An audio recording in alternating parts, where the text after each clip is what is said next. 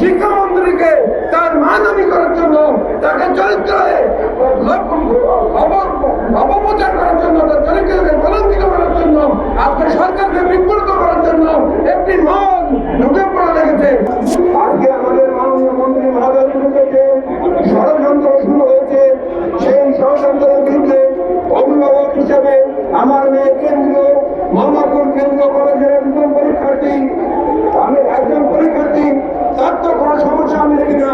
সে বাসায় এসে বলেছে যে সুন্দরভাবে পরীক্ষা হচ্ছে, কিন্তু কিছু কিছু কিছু স্টুডেন্ট না, তারা শিক্ষার্থী না, তারা এসে রাস্তায় এসে গাড়ি ভাঙচুর করছে, দেশে ঐরাজ্য সৃষ্টি করছে।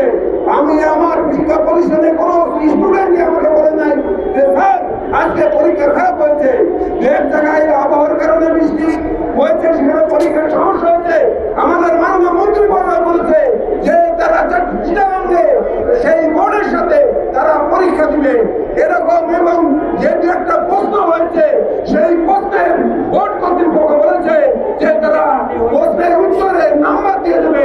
সেখানে কেন আজকে 1 থেকে 6 পর্যন্ত আমাদের সফল শিক্ষামন্ত্রী, যার উপরে তারেক রহমান আস্থা রেখেছে, সেই মাননীয় শিক্ষামন্ত্রীকে তার মানহানি করার জন্য, তাকে চরিত্রে অপপ্রচার করার জন্য, তার চরিত্রকে কলঙ্কিত করার জন্য, আজকে সরকারকে বিব্রত করার জন্য একটি মন ঢুকে পড়া লেগেছে। আমরা সচেতন অভিভাবক হিসেবে, একজন শিক্ষাবিদ হিসেবে আমরা বলতে চাই যে না, আমাদের কাছে মাননীয় শিক্ষামন্ত্রী ঠিক আছে, উনি থাকবেন, উনি সুন্দরভাবে চালাচ্ছেন।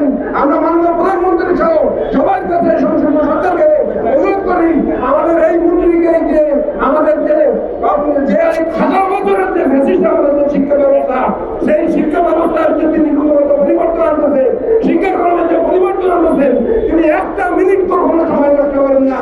সেই মন্ত্রীকে আমরা চাই। ধন্যবাদ সবাইকে, ধন্যবাদ করি। আমি মিনিট নিয়ে